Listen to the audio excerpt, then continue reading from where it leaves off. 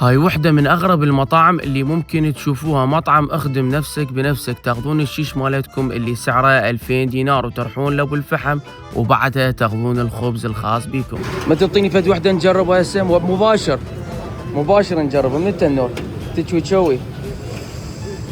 تشوي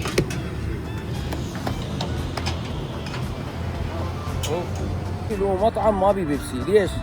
لان اكو بصفه ابو كشك يبيع بيبسي، عمود يقطع الرزق مالته. بشوف نفسيات ايش قد حلوه.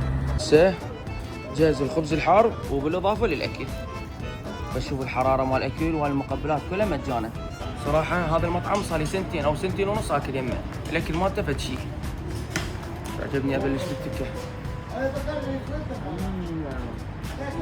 اوف، تاخذوها تخلون بيها كبابه وبالطماطه بس.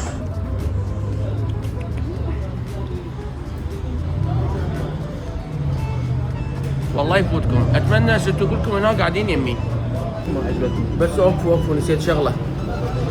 غير خلي سماك.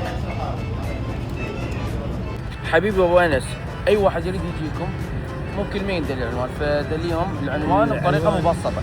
العنوان شارع المية، يم سوق الباله. سوق الباله شارع 100. حلو. يم الحيط مال المدرسه، يعني كل العالم عنده. هاي مدرسه يمكن اسمها آلة. ايه، مدرسه الآلاء.